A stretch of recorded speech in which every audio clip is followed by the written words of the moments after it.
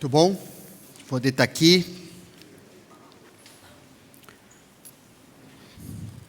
Se a gente está aqui hoje, essa música que a gente acabou de cantar, com certeza se cumpriu na nossa vida nessa semana, né? Nós experimentamos o descanso de Deus, que cuidou de nós, nas diversas situações que a gente viveu, e nos conduziu a podermos mais uma vez estarmos juntos como igreja na sua presença. Temos a ceia do Senhor hoje, para lembrarmos de maneira até mais especial o que o Senhor Jesus fez e tem feito na nossa vida.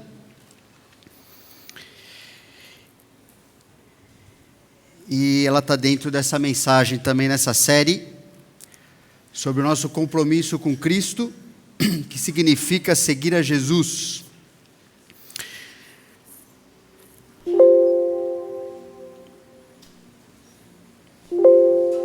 O som é legal. Vamos ver. É um novo apresentador que não requer pilha, nem tampouco habilidade, que eu não tenho, mas vamos ver. Tá ligado?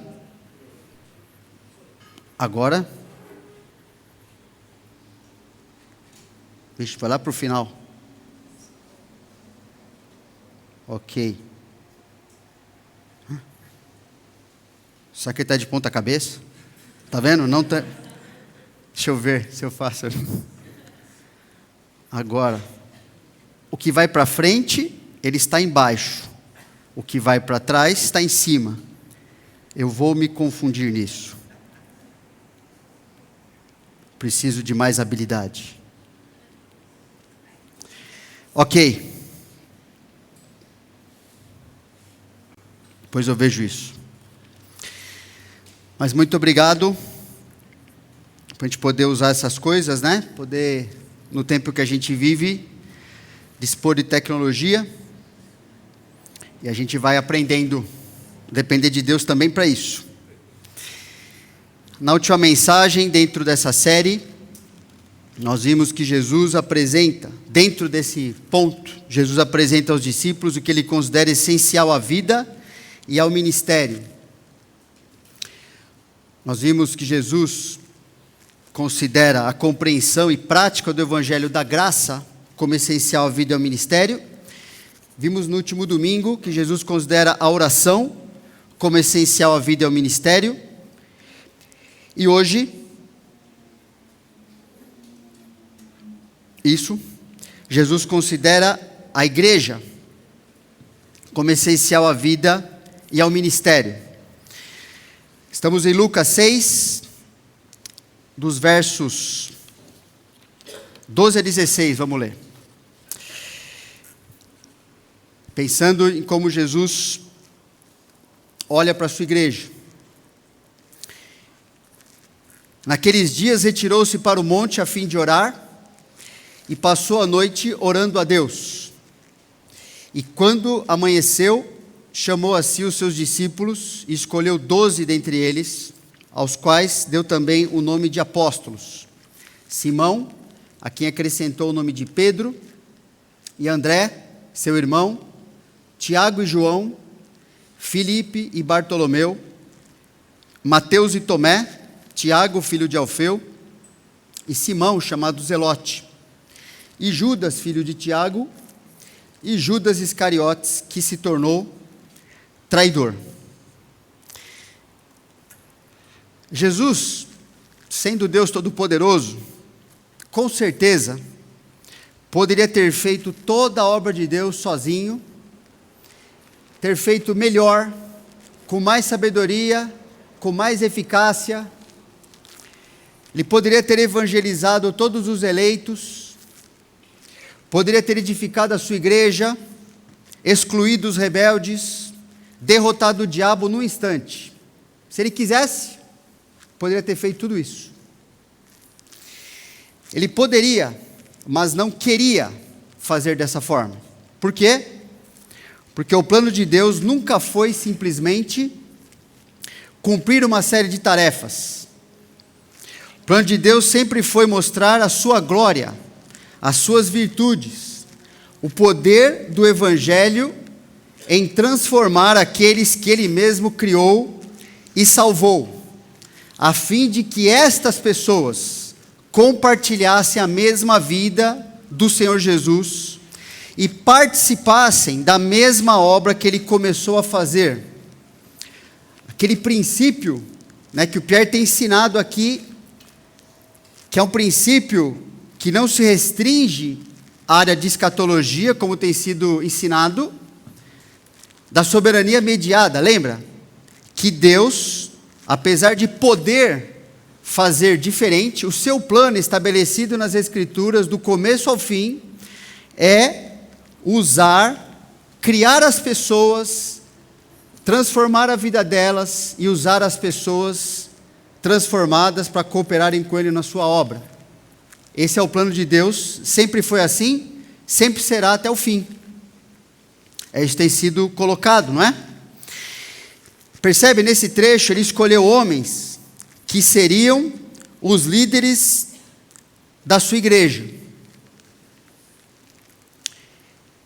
Uma igreja que ele começou a edificar. Quando a gente lê lá no livro de Atos, né? Está lá escrito no primeiro versículo que Jesus começou a edificar a sua igreja, lá no Evangelho de Lucas, que a gente está estudando, e depois a gente vê a continuação dessa edificação descrita no livro de Atos, e a igreja está sendo edificada até hoje, por isso que a gente está aqui.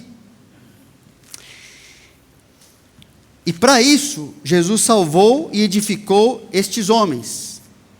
Dentre os discípulos, vários que o seguiam naquela época, ele escolheu estes, para incumbi-los dessa tarefa do início da sua igreja. O projeto de Jesus sempre foi e sempre será pessoas que se tornam semelhantes a Ele e dessa forma glorificam a Deus. A gente glorifica a Deus quando a gente é parecido com Cristo, não é? Não é isso que agrada ao Pai? Sermos igual ao Filho. Por isso o projeto de Deus sempre é pessoas que Ele salva e que Ele trabalha na vida delas, moldando a vida delas, mudando no seu caráter o que está errado, transformando o seu caráter, corrigindo para aquilo que é correto, para que elas possam ter o privilégio de participar no plano de Deus. O plano de Deus é esse, pessoas sendo transformadas. Mesmo Judas, percebe, foi a escolha do Senhor. Agora o texto ensina, pela construção gramatical, verbal, principalmente que está aqui, né? Judas Iscariotes, que se tornou traidor. Essa construção é muito importante, porque isso deixa claro pelo texto que tanto é verdadeira a soberana escolha do Senhor Jesus, que a Bíblia fala que ele sabia quem era o traidor desde o início, ao mesmo tempo em que a Bíblia deixa claro que é verdadeira a escolha de Judas. O texto fala aqui, em se tornar o traidor. As duas escolhas são verdadeiras. Uma não entra em conflito com a outra. Agora, a nossa cabeça não pode entender isso desse lado da eternidade. Então, porque a gente não pode entender, Deus revelou a sua palavra para crermos que de fato é isso que Ele fez. Jesus fez o que devia ser feito e Judas fez o que ele queria fazer também. E Judas, lembra, teve a mesma oportunidade do que os outros discípulos. Andou com o Senhor da mesma forma, participou de tudo ali. Foi a estes homens que Jesus dedicou a sua vida, com quem passou mais tempo e a quem seu ensino foi explicado e aplicado com mais profundidade e aplicado e explicado com prestação de contas, porque Ele os escolheu para serem discípulos que fazem discípulos, ou seja, para continuar a edificação da igreja que Ele começou. Então esse relacionamento de intimidade com o Senhor é ao mesmo tempo um relacionamento de responsabilidade diante do Senhor. Uma coisa está sempre ligada à outra. Como que esses homens iriam andar de maneira tão próxima ao Mestre e não viver e não gastar a sua vida como o Mestre gastou? com exceção de Judas, não é? Por isso que lá mais para frente, no Novo Testamento, Paulo escreve, né? Praticando, ensinando a mesma coisa e praticando a mesma coisa. Tu, pois, filho meu, percebe a intimidade, o relacionamento que Paulo tinha com Timóteo. Tu, pois, filho meu, fortifica-te na graça que está em Cristo Jesus, e o que de minha parte ouviste através de muitas testemunhas, isso mesmo transmite a homens fiéis e também idôneos para instruir a outros. Participa dos meus sofrimentos como bom soldado de Cristo Jesus. E ele vai desenvolver o que aconteceu com a vida dele, vai falar para Timóteo que isso é a vida cristã normal, como é que ele deveria viver. Estava tudo escrito, tudo ali, pronto para Timóteo viver da mesma forma que Paulo viveu, que viveu da mesma forma que ele aprendeu com Jesus. Aplicações, talvez você já esteja pensando, mas simples, né? Precisamos investir em relacionamentos de forma redentora. O que significa? Que apresente a Jesus como aquele que transforma a nossa vida. Relacionar com as pessoas com esse objetivo. Porque elas precisam do mesmo Senhor que nos salvou, nos transformou, e está fazendo isso. Então, se relacionar com as pessoas dessa forma, de forma redentora, redentiva. Precisamos investir em relacionamentos que se comprometem a terem suas vidas transformadas por Jesus, senão atrapalha. Senão, começa a ter um outro tipo de alternativa de relacionamento que não vai cumprir o plano de Deus na sua vida e na vida de outra pessoa.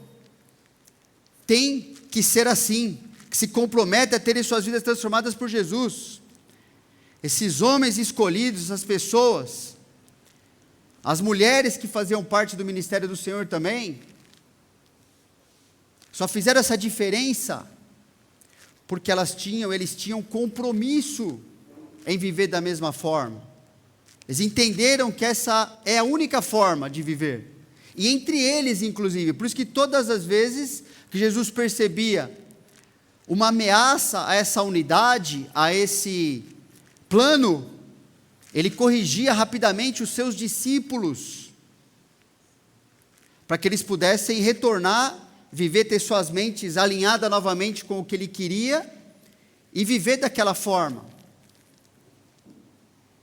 Porque ele transferiu a eles a responsabilidade de dar continuidade à sua igreja. A instituição mais importante, mais poderosa no planeta Terra, mesmo que ela for marginal à sociedade, não importa. A igreja sempre foi, como o professor do seminário ensinava, santamente marginal. Porque isso aqui é o mundo, né? O príncipe desse mundo, temporariamente, é Satanás. Então a igreja é santamente marginal, não tem problema. Ela vai sempre cumprir o seu ministério, ela vai entrar nas portas do inferno e resgatar todo eleito que está lá dentro ainda, porque ela é do Senhor Jesus. Ela pertence a Ele, ela tem o seu poder, o seu cuidado, os seus recursos. Nunca a igreja nesse mundo, nunca o cristianismo nesse mundo, vai deixar de cumprir uma vírgula do que o Senhor Jesus preparou. E homens, pessoas que ousaram falar contra isso, muitos já estão a 7 palmos debaixo da terra, e na verdade, espiritualmente, estão na presença de Deus, entendendo agora que eles estavam profundamente errados na sua perspectiva, que eles deviam ter abraçado o Senhor Jesus também. Então a gente precisa investir em relacionamentos que se comprometem a ter suas vidas transformadas por Jesus. E precisamos investir em relacionamentos que se comprometem a ajudar outros a investir em relacionamentos de forma redentora, ou seja, discípulos que também fazem discípulos.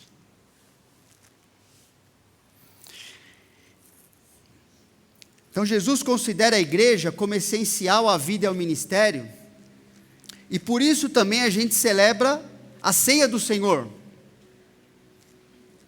Talvez vários de nós, na correria insana do dia a dia, a gente não está parando para nos autoavaliar pela Bíblia, na correria doida, né? Talvez a gente esteja distraído, talvez a gente esteja com outros interesses, não sei.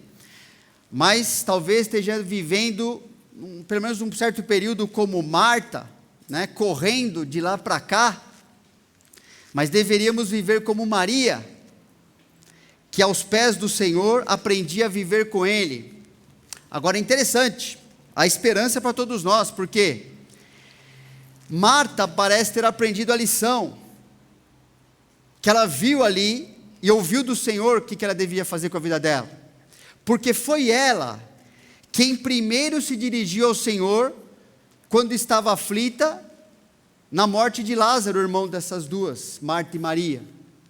Foi ela que primeiro encontrou o Senhor, e foi ela que fez essas declarações aqui, né? Marta, quando soube que vinha Jesus estava vindo ali para ressuscitar Lázaro, mas ela não sabia disso, certo? Saiu ao seu encontro. Maria, porém, ficou sentada em casa. Disse, pois, Marta a Jesus: Senhor, se estiveras aqui, não teria morrido meu irmão. Mas também, olha que declaração, mas também sei que mesmo agora, tudo quanto pedires a Deus, Deus te concederá. Declarou-lhe Jesus: teu irmão há de ressurgir. Eu sei, replicou Marta, que ele há de ressurgir na ressurreição no último dia. Ela aprendeu a lição, né? Que coisa. Disse-lhe Jesus: eu sou a ressurreição e a vida. Quem crê em mim, ainda que morra, viverá. E todo o que vive e crê em mim não morrerá eternamente. Crês isto? Perguntou para Marta. Sim, Senhor, respondeu ela. Eu tenho crido que tu és o Cristo, o Filho de Deus que devia vir ao mundo. Isso ensina que nosso aprendizado, irmãos, é diário. Porque Maria ficou desolada, ela tinha tido uma experiência muito boa com o Senhor, mas nesse momento ela estava em casa. O texto que fala lá em João, fala que ela estava em casa, inclusive sendo consolada ali pelos judeus em volta dela. E Marta não, nessa ocasião, ela foi correndo se dirigir ao Consolador verdadeiro. Maria ficou desolada pela morte do seu irmão Lázaro, e teve novamente que ser animada por ele, por Jesus, por intermédio de quem? De Marta. Olha que interessante. Tendo dito isto, Marta acabou de declarar o que ela declarou, que cria no Senhor.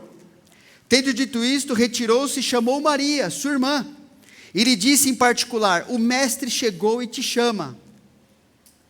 Aí sim, né? Ela, ouvindo isto, levantou-se depressa e foi ter com ele. E aí Jesus conversou com ela também. E é interessante que ambas as irmãs aprenderam a seguir o Senhor juntas. O trecho de João 11, que mostra ali Maria e Marta diante do sepultamento de Lázaro e da ressurreição de Lázaro, João coloca esse detalhe, né? Palavra inspirada por Deus, coloca esse detalhe. Esta Maria, no começo do capítulo, esta Maria cujo irmão Lázaro estava enfermo, era a mesma que ungiu com bálsamo o Senhor e lhe enxugou os pés com seus cabelos. Agora, teve 2 episódios que isso aconteceu no Novo Testamento, nos Evangelhos. Uma outra mulher que fez isso, é um outro episódio, lá no começo dos Evangelhos. E esse episódio aqui que ele está se referindo, João está se referindo, é no final do ministério do Senhor Jesus, na semana anterior à sua crucificação. E Maria estava lá, depois daquela experiência que ela teve com o Senhor no começo, depois da experiência de ter visto o seu irmão ressuscitar, ela estava ali em Mateus capítulo 26, agora adorando o Senhor, junto com Marta. Ora, estando Jesus em Betânia, na casa, a cidade delas, em casa de Simão o leproso, o que será que elas estavam fazendo na casa de um leproso? Acho que elas aprenderam o que era ministério. Com quem elas aprenderam? Aproximou-se dele uma mulher, trazendo, e essa mulher era Maria, o texto de João fala, trazendo um vaso de alabastro cheio de precioso bálsamo, que lhe derramou sobre a cabeça, estando ele à mesa. Vendo isto, indignaram-se os discípulos e disseram: para que esse desperdício? Pois esse perfume podia ser vendido por muito dinheiro e dar-se aos pobres. Olha que bonito,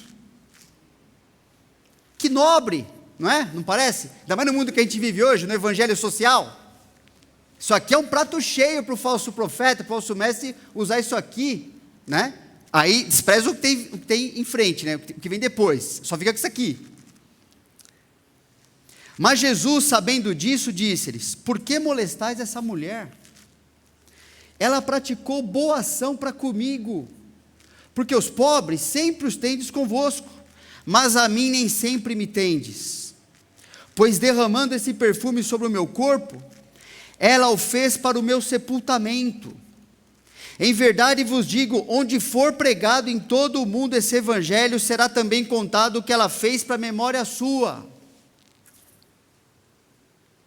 Mais importante do que suprir uma necessidade pontual naquele momento, era adorar o Senhor, era reconhecer quem Ele era, quem Ele é, o que Ele tinha feito na vida dela, na vida do seu irmão. Para quem você acha que foi o discípulo que questionou essa ação que ela fez? Alternativa A, não sei. Foi Judas. Judas era o porta-voz da indignação dos discípulos, com motivação hipócrita e intenção de roubar a Deus e a seus irmãos. 6 dias antes da Páscoa, que é o mesmo episódio, descrito agora em João ali, foi Jesus para Betânia, onde estava Lázaro, a quem ele ressuscitara dentre os mortos. Deram-lhe, pois, ali uma ceia. Marta servia, sendo Lázaro um dos que estavam com ele à mesa. Então Maria, tomando uma libra de bálsamo, de nardo puro, muito precioso, era mais ou menos o salário de um ano inteiro de um trabalhador, que valia isso aqui, ungiu os pés do Senhor Jesus, de Jesus, e os enxugou com seus cabelos, e encheu-se toda a casa com o perfume do bálsamo. Mas Judas Iscariotes, um dos seus discípulos, o que estava para traí-lo, disse: por que não se vendeu esse perfume por 300 denários, que era o salário, um ano de trabalho, e não se deu aos pobres?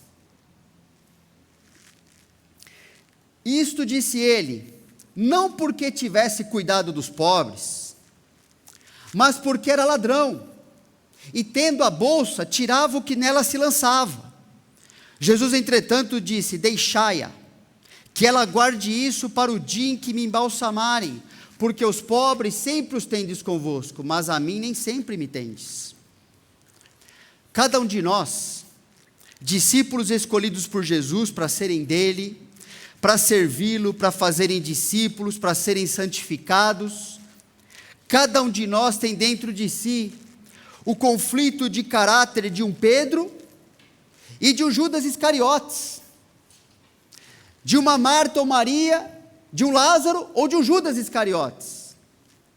Nós não somos em nós mesmos melhores do que nenhum deles. Nós somos pessoas que precisam de transformação, como eles também precisavam. Obrigado, Lucas, de organizar a folha aí. E somente o reconhecimento e arrependimento dos pecados que Deus nos mostra é o que nos mantém seguindo a Jesus e ajudando outros a fazerem a mesma coisa. Por isso, quando Deus mostra para você e para mim, qualquer pecado que seja, por mais insignificante que pareça para você, lembre que isso é uma das maiores bênçãos, uma das maiores evidências do seu amor e bondade, tanto em relação a não cristãos, quanto em relação a cristãos. Romanos 2 fala assim: bem sabemos que o juízo de Deus é segundo a verdade contra os que praticam tais coisas. Ele tinha dado uma lista de coisas que são pecado. Tu, ó homem, que condenas os que praticam tais coisas e fazes as mesmas, pensas que te livrarás do juízo de Deus? Ou desprezas a riqueza da sua bondade, tolerância e longanimidade, ignorando que a bondade de Deus é que te conduz ao arrependimento? Portanto, quando Deus mostra o nosso pecado, a resposta certa é essa: meu Deus, me livra disso, me perdoa, me ajuda a mudar. Corre para o Senhor Jesus. E Paulo escreveu para Timóteo, lá no final da sua vida: ora, o intuito da presente admoestação visa ao amor que procede de coração puro, e de consciência boa e de fé sem hipocrisia, desviando-se algumas pessoas dessas coisas, perderam-se em loquacidade frívola, pretendendo passar por mestres da lei, não compreendendo todavia nem o que dizem, nem os assuntos sobre os quais fazem ousadas asseverações. Ele não está falando que essas pessoas se perderam por estar no mundo, as pessoas eram dentro da igreja. Às vezes, a gente está no momento mais como Marta, né? Aquele momento lá da correria e tal, antes, né? Depois ela aprendeu a lição, como a gente viu. Às vezes o momento mais como Maria. Esses momentos se alternam na nossa vida devido às nossas imperfeições, enquanto aprendemos a viver seguindo o Senhor. Está de um jeito, às vezes, de outro. Por sermos discípulos ainda imperfeitos, precisamos do Senhor. E a Bíblia mostra, estamos aprendendo aqui, né? O ministério de Marta e Maria, dos próprios discípulos. Precisamos do Senhor e uns dos outros diariamente. Porque estes irmãos e irmãs que estão aqui são a escolha e plano de quem? Do Senhor. Para a sua vida. E para a sua vida continuar sendo edificada por Ele. É nesse contexto de escolha do Senhor que a gente tem Efésios 4, por exemplo, que mostra ali o ministério dos santos uns aos outros. Por isso, quando você vive biblicamente, o que é viver biblicamente? Obedecendo a Deus e reconhecendo e corrigindo sua vida quando não obedece. Você se mantém em comunhão com Deus. Por isso, quando você vive biblicamente, obedecendo a Deus, reconhecendo a sua vida, corrigindo a sua vida quando não obedece, você se mantém em comunhão não só com Deus, mas com os outros, como instrumento útil na comunhão entre seus irmãos e você, participando na edificação das suas vidas, às vezes pelo exemplo de obediência, que legal, às vezes a gente está bem, às vezes pelo exemplo de aceitar a correção que necessita para voltar a obedecer a Deus, porque tudo isso é da vontade de Deus. Por isso, quando você vive biblicamente, obedecendo a Deus e reconhecendo e corrigindo sua vida, quando não obedece, você se mantém como cooperador de Deus na edificação da sua igreja. E é por isso que na ceia do Senhor, mas não somente nela, né, mas nela temos aproveitar uma oportunidade de refletir em relação a nós mesmos, nossa vida, refletir pela perspectiva de Deus, perspectiva bíblica. É o momento para isso. Por isso que o próprio ensino sobre a ceia em 1 Coríntios 11 fala para a gente fazer isso. Então você precisa ter um momento, pensar alguns minutos agora mesmo, refletir na sua vida. Esquece o outro. Você e Deus. Pode ser que tenha a ver um relacionamento entre você e outra pessoa, pode ser. Mas é o momento de parar e pensar em como está a sua vida com Deus. Pensando, busca o Senhor agora. Pede Ele para te ajudar a lembrar de algo na sua vida que precisa ser acertado, especialmente em relação a alguma pessoa, alguma situação aqui, para que você, sendo confrontado, dirigido pela verdade bíblica na sua mente, realmente se disponha, se comprometa a viver dessa forma, a fazer as correções necessárias, por amar, por confiar no Senhor. certo? Gasta um tempinho agora fazendo isso.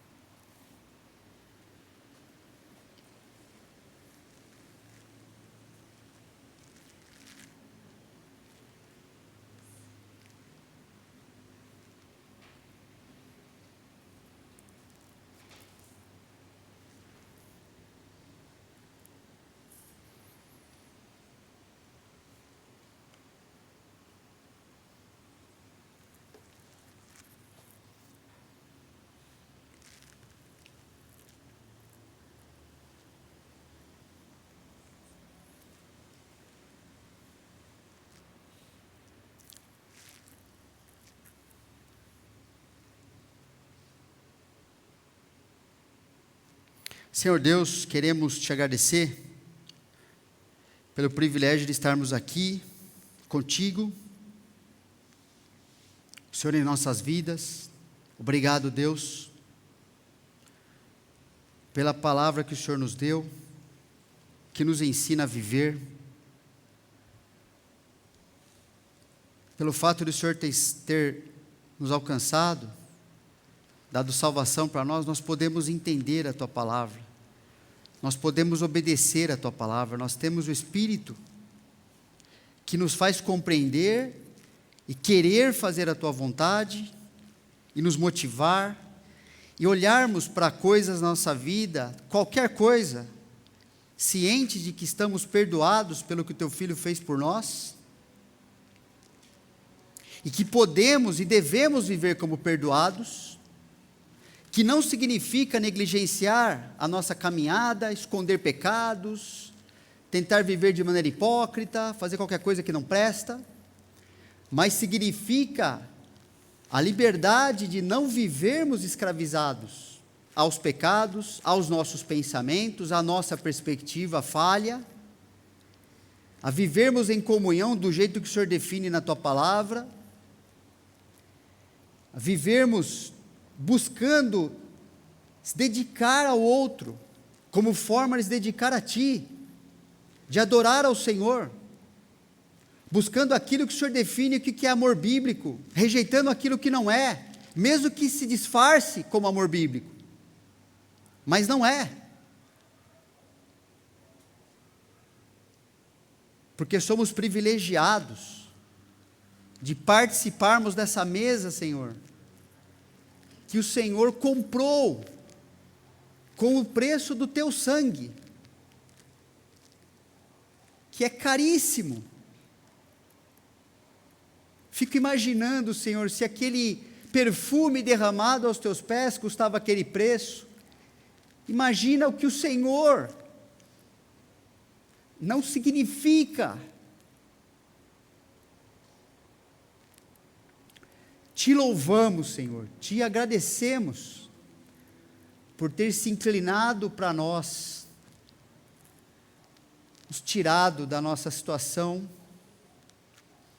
eterna, e nos dado uma nova vida, e nos ensinar cada dia como vivê-la pela Bíblia, e pelo poder do Teu Espírito, e pelo relacionamento uns com os outros aqui, pautados, dirigidos pela Tua palavra. Por isso te agradecemos por esse momento, em nome de Jesus. Chegada a hora, pôs-se Jesus à mesa e com ele os apóstolos, e disse-lhes: tenho desejado ansiosamente comer convosco esta Páscoa, antes do meu sofrimento, pois vos digo que nunca mais a comerei, até que ela se cumpra no reino de Deus. E tomando um cálice, havendo dado graças, disse: recebei e reparti entre vós, pois vos digo que de agora em diante não mais beberei do fruto da videira, até que venha o reino de Deus.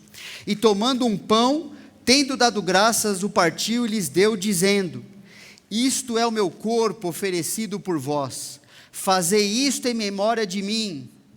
Semelhantemente, depois de cear, tomou o cálice, dizendo: esse é o cálice da nova aliança, no meu sangue derramado em favor de vós.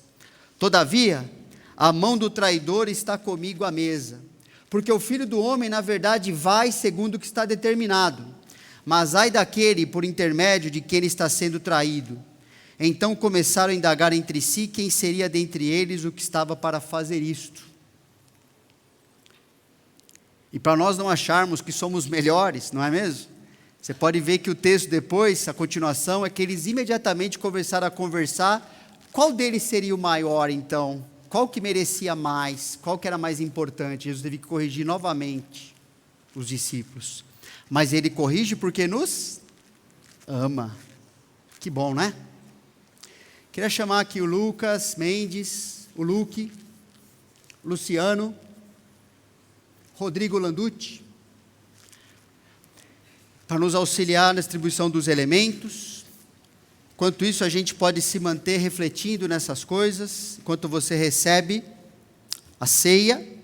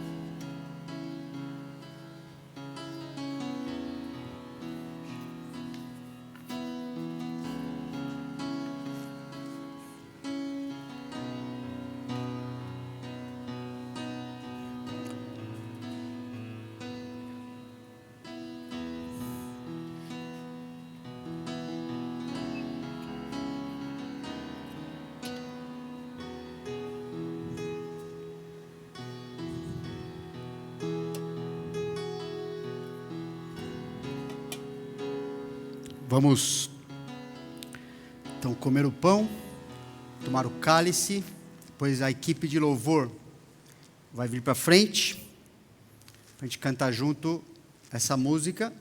e em seguida teremos o nosso intervalo. Vamos comer e beber?